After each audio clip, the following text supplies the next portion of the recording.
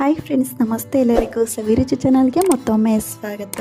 ಇವತ್ತಿನ ರೆಸಿಪಿ ಬಂದು ಗೋರಿಕಾಯಿ ಗ್ರೇವಿನ ಮಾಡ್ತಾ ಇದ್ದೀನಿ.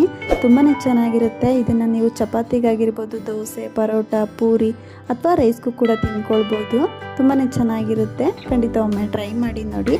ಹಾಗೂ ಫಸ್ಟ್ ಟೈಮ್ ಸವಿರುಚಿ ಚಾನಲ್ ನೋಡ್ತಾ ಇದ್ರೆ ದಯವಿಟ್ಟು ಸಬ್ಸ್ಕ್ರೈಬ್ ಮಾಡ್ಕೊಂಡು ಕೂಡ ನೋಡಿ. ಪಕ್ಕದಲ್ಲಿರುವಂಥ ಬೆಲ್ ಬಟನ್ ಕೂಡ ಕ್ಲಿಕ್ ಮಾಡ್ಕೊಳ್ಳಿ.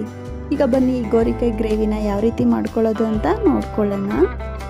ಮೊದಲು ನಾನಿಲ್ಲಿ ಒಂದು ಅರ್ಧ kg ಆಗೋಷ್ಟು ಗೋರಿಕಾಯಿನ ಈ ರೀತಿ ಕಂಪ್ಲೀಟಾಗಿ ತೊಳ್ಕೊಂಡು ಈ ರೀತಿ ಪೀಸಸ್ ಆಗಿ ಕಟ್ ಮಾಡ್ಕೊಂಡಿದ್ದೀನಿ. ನಿಮ್ಗೆ ಯಾವ ಸೈಜಲ್ಲಿ ಬೇಕೋ ಆ ಸೈಜಲ್ಲಿ ಕಟ್ ಮಾಡ್ಕೊಳ್ಬೋದು. ಇದನ್ನ ಸೈಡಲ್ಲಿ ಎತ್ತಿಟ್ಕೊಳ್ಳೋಣ. ಈಗ ಮಸಾಲೆಗಳನ್ನ ಹುರ್ಕೊಳ್ಳೋದಕ್ಕೆ ಗ್ಯಾಸ್ ಮೇಲೆ ಒಂದು ಕಡಾಯಿನ ಬಿಸಿ ಇಟ್ಕೊಂಡು ಇದಕ್ಕೆ 1 ಸ್ಪೂನ್ ಆಗೋಷ್ಟು ಎಣ್ಣೆನ ಹಾಕ್ಕೊಳ್ತಾ ಇದ್ದೀನಿ. ಎಣ್ಣೆ ಸ್ವಲ್ಪ ಬಿಸಿ ಆದಮೇಲೆ ಒಂದು ಚಿಕ್ಕ ಕಪ್ಪಲ್ಲಿ ಒಂದು ಅರ್ಧ ಕಪ್ ಆಗೋಷ್ಟು ಕಡಲೆ ಬೀಜನ ಹಾಕ್ಕೊಳ್ತಾ ಇದ್ದೀನಿ. ಈ ರೀತಿ ಗೋರಿಕಾಯಿ ಗ್ರೇವಿಗೆ ನಾವು ಸ್ವಲ್ಪ ಕಡಲೆ ಬೀಜನ ಹಾಕ್ಕೊಳ್ಳೋದ್ರಿಂದ ಗೋರಿಕಾಯಿ ಗ್ರೇವಿ ತಿಕ್ಕಾಗಿ ತುಂಬಾ ಚೆನ್ನಾಗಿ ಬರುತ್ತೆ, ತುಂಬ ಟೇಸ್ಟಿಯಾಗಿ ಕೂಡ ಇರುತ್ತೆ. ಈ ರೀತಿ ಕಡಲೆ ಬೀಜ ಸ್ವಲ್ಪ ಫ್ರೈ ಆದ ನಂತರ ಸ್ವಲ್ಪ ದಪ್ಪ ಕಟ್ ಮಾಡಿರುವಂಥ ಈರುಳ್ಳಿನ ಹಾಕ್ಕೊಳ್ತಾ ಇದ್ದೀನಿ. ಈರುಳ್ಳಿ ಬಂದು ಒಂದೆರಡು ಮೀಡಿಯಮ್ ಸೈಜ್ ಈರುಳ್ಳಿನ ಕಟ್ ಮಾಡಿ ಹಾಕ್ಕೊಳ್ತಾ ಇದ್ದೀನಿ. ಹಾಗೆ 1 ಇಂಚ್ ಆಗೋಷ್ಟು ಶುಂಠಿ, ಸ್ವಲ್ಪ ಬೆಳ್ಳುಳ್ಳಿ, ಒಂದೆರಡು ಹಸಿಮೆಣಸಿನ್ಕಾಯಿನೂ ಸಹ ಸೇರಿಸ್ಕೊಂಡು ಈರುಳ್ಳಿ ಮೆಣಸಿನ್ಕಾಯಿನ ಎಣ್ಣೆಲೆ ಚೆನ್ನಾಗಿ ಫ್ರೈ ಮಾಡ್ಕೊಳ್ಳೋಣ. ನೋಡ್ತಾ ಇರ್ಬೋದು, ಈರುಳ್ಳಿ ರೀತಿ ಒಂದು ಅರ್ಧ ಭಾಗ ಫ್ರೈ ಆದಮೇಲೆ ಹಾಗೆ ಇದಕ್ಕೆ ಕಟ್ ಮಾಡಿ ಇಟ್ಕೊಂಡಿರೋಂಥ ಒಂದೆರಡು ಮೀಡಿಯಮ್ ಸೈಜ್ ಟೊಮೊಟೊನೂ ಸಹ ಹಾಕ್ಕೊಳ್ತಾ ಇದ್ದೀನಿ. ಹಾಗೆ ಸ್ವಲ್ಪ ಹಸಿ ಕರಿಬೇವಿನ ಸೊಪ್ಪನ್ನ ಸೇರಿಸ್ಕೊಂಡು ಟೊಮೊಟೊನೂ ಸಹ ಎಣ್ಣೆಲೆ ಸ್ವಲ್ಪ ಫ್ರೈ ಮಾಡ್ಕೊಳ್ಳೋಣ. ಅಂದರೆ ಟೊಮೊಟೊ ಸ್ವಲ್ಪ ಸಾಫ್ಟ್ ಆಗೋವರೆಗೂ ಫ್ರೈ ಮಾಡಿಕೊಂಡ್ರೆ ಸಾಕಾಗುತ್ತೆ. ನೋಡ್ತಾ ಇರ್ಬೋದು, ಈ ರೀತಿ ಟೊಮೊಟೊನೂ ಕೂಡ ಸಾಫ್ಟ್ ಆಗಿದೆ.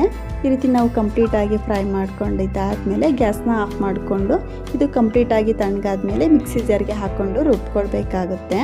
ಇದನ್ನ ಒಂದು ಪ್ಲೇಟ್ಗೆ ಹಾಕಿ ಸೈಡಲ್ಲಿ ಎತ್ತಿಟ್ಕೊಂಡಿರೋಣ. ಈಗ ಅದೇ ಕಡಾಯಿಗೆ ಇನ್ನೊಂದು 2-3 ಸ್ಪೂನ್ ಆಗೋಷ್ಟು ಎಣ್ಣೆನ ಹಾಕ್ಕೊಳ್ತಾ ಇದ್ದೀನಿ. ಎಣ್ಣೆ ಸ್ವಲ್ಪ ಬಿಸಿ ಆದಮೇಲೆ ಇದಕ್ಕೆ ಒಂದು ಪಲಾವ್ ಎಲೆ, 1-2 ಪೀಸ್ ಆಗೋಷ್ಟು ಚಕ್ಕೆ, 1-2 ಲವಂಗ, 1-2 ಮೆಣಸು, ಹಾಗೆ ಒಂದು ಅರ್ಧ ಟೇಬಲ್ ಸ್ಪೂನ್ ಆಗೋಷ್ಟು ಜೀರಿಗೆನ ಹಾಕ್ಕೊಳ್ತಾ ಇದ್ದೀನಿ.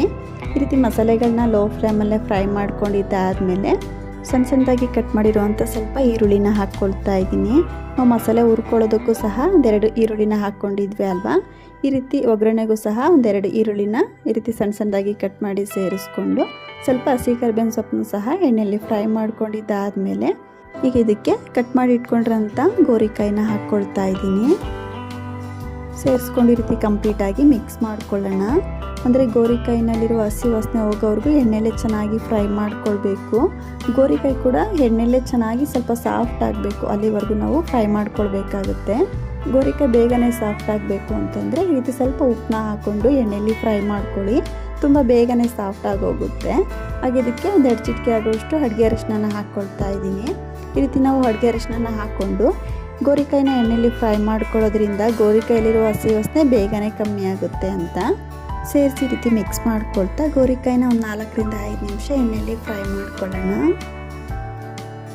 ಗೋರಿಕಾಯಿ ಫ್ರೈ ಆಗೋಷ್ಟರಲ್ಲಿ ಅವಾಗಲೇ ಹುರಿದಿಟ್ಕೊಂಡಿರೋಂಥ ಮಸಾಲೆ ಕೂಡ ಕಂಪ್ಲೀಟಾಗಿ ತಣ್ಣಗಾಗಿದೆ. ಇದನ್ನು ಮಿಕ್ಸಿ ಜಾರ್ಗೆ ಹಾಕ್ಕೊಳ್ತಾ ಇದ್ದೀನಿ.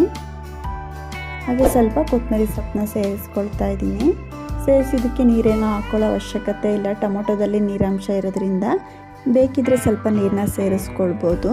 ಇದನ್ನ ಕಂಪ್ಲೀಟಾಗಿ ನುಣ್ಣಗೆ ರುಬ್ಕೊಂಡು ಸೈಡಲ್ಲಿ ಎತ್ತಿಟ್ಕೊಂಡು ನೋಡ್ತಾ ಇರ್ಬೋದು, ಅಷ್ಟರಲ್ಲಿ ಗೋರಿಕಾಯಿ ಕೂಡ ಎಣ್ಣೆಯಲ್ಲಿ ಚೆನ್ನಾಗಿ ಫ್ರೈ ಮಾಡ್ಕೊಂಡಿರೋದಾಗಿದೆ.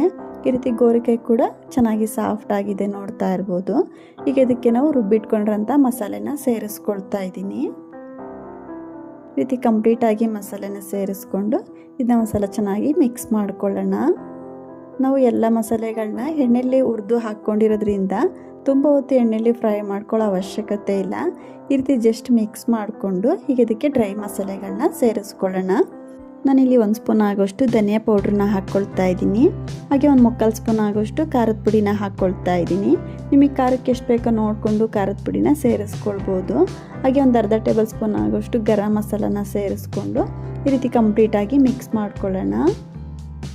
ಈ ರೀತಿ ನಾವು ಮಸಾಲೆನ ಎಣ್ಣೆಗೆ ಸೇರಿಸ್ಕೊಂಡು ಮಿಕ್ಸ್ ಮಾಡ್ಕೊಳ್ಳೋದ್ರಿಂದ ಮಸಾಲೆಯಲ್ಲಿರುವ ಹಸಿ ವಾಸನೆ ಬೇಗನೆ ಕಮ್ಮಿ ಆಗುತ್ತೆ ಅಂತ. ಈ ರೀತಿ ಮಸಾಲೆ ಸ್ವಲ್ಪ ಫ್ರೈ ಆದ ನಂತರ ನಾವು ಮಸಾಲೆ ರುಬ್ಕೊಂಡಿರೋಂಥ ಜಾರಿಗೆ ಸ್ವಲ್ಪ ನೀರನ್ನ ಹಾಕ್ಕೊಂಡು ಸೇರಿಸ್ಕೊಳ್ತಾ ಇದ್ದೀನಿ. ಹಾಗೆ ಎಕ್ಸ್ಟ್ರಾ ನೀರನ್ನು ಕೂಡ ಸೇರಿಸ್ಕೊಳ್ತಾ ಇದ್ದೀನಿ. ನಿಮಗೆ ಗ್ರೇವಿ ತೆಳುವಾಗಬೇಕು, ಗಟ್ಟಿಯಾಗಬೇಕು ನೋಡಿಕೊಂಡು ನೀರನ್ನ ಸೇರಿಸ್ಕೊಳ್ಬೋದು. ಈ ರೀತಿ ಕಂಪ್ಲೀಟಾಗಿ ಸೇರಿಸಿ ಮಿಕ್ಸ್ ಮಾಡಿಕೊಂಡು ರುಚಿಗೆ ತಕ್ಕಷ್ಟು ಉಪ್ಪನ್ನ ಹಾಕ್ಕೊಳ್ತಾ ಇದ್ದೀನಿ. ಸೇರಿಸಿ ಕಂಪ್ಲೀಟಾಗಿ ಮಿಕ್ಸ್ ಮಾಡಿಕೊಂಡು ಗೋರಿಕಾಯಿಗೆ ಮಸಾಲೆ ಚೆನ್ನಾಗಿ ಸೆಟ್ ಆಗಬೇಕು, ಗ್ರೇವಿ ಕೂಡ ಗಟ್ಟಿಯಾಗಬೇಕು. ನಾವು ಸ್ವಲ್ಪ ಕಡಲೆ ಬೀಜನ ರುಬ್ಕೊಂಡು ಸೇರಿಸ್ಕೊಂಡಿರೋದ್ರಿಂದ ಗ್ರೇವಿ ತುಂಬ ಬೇಗನೆ ಗಟ್ಟಿಯಾಗಿ ಹೋಗ್ಬಿಡುತ್ತೆ. ಹಾಗಾಗಿ ಈ ರೀತಿ ಕಂಪ್ಲೀಟಾಗಿ ಮಿಕ್ಸ್ ಮಾಡಿಕೊಂಡು ಒಂದು 10 ನಿಮಿಷ ಬೇಯಿಸ್ಕೊಳ್ಳೋಣ. ನೋಡ್ತಾ ಇರ್ಬೋದು, ನಾನಿಲ್ಲಿ ಒಂದು 10 ನಿಮಿಷ ಚೆನ್ನಾಗಿ ಬೇಯಿಸ್ಕೊಂಡಿರೋದಾಗಿದೆ. ಈ ರೀತಿ ಗ್ರೇವಿ ಕೂಡ ಗಟ್ಟಿಯಾಗಿದೆ. ಈಗ ಇದಕ್ಕೆ ಕೊನೆಯದಾಗಿ ಸಣ್ಣದಾಗಿ ಕಟ್ ಮಾಡಿರುವಂಥ ಸ್ವಲ್ಪ ಕೊತ್ತಂಬರಿ ಸೊಪ್ಪನ್ನ ಸೇರಿಸಿ ಮಿಕ್ಸ್ ಮಾಡ್ಕೊಂಡ್ವಿ ಅಂತ ಅಂದರೆ ತುಂಬಾ ಸೂಪರ್ ಆದಂಥ ಗೋರಿಕಾಯಿ ಗ್ರೇವಿ ರೆಡಿನೇ ಆಗೋಗ್ಬಿಡುತ್ತೆ. ತುಂಬಾ ಚೆನ್ನಾಗಿರುತ್ತೆ ಫ್ರೆಂಡ್ಸ್. ಇದು ಚಪಾತಿಗಾಗಿರ್ಬೋದು, ದೋಸೆ, ಪರೋಟ, ಪೂರಿ ಅಥವಾ ರೈಸ್ಗೂ ಕೂಡ ತಿಂದ್ಕೊಳ್ಬೋದು. ನೋಡಿದ್ರಲ್ವ ಫ್ರೆಂಡ್ಸ್, ಇವತ್ತಿನ ರೆಸಿಪಿ ನಿಮ್ಮೆಲ್ಲರಿಗೂ ಇಷ್ಟ ಆಯಿತು ಅಂದ್ಕೊಳ್ತೀನಿ. ಇಷ್ಟ ಆದರೆ ಈ ವಿಡಿಯೋಗೆ ಒಂದು ಲೈಕ್ ಮಾಡಿ, ಶೇರ್ ಮಾಡಿ.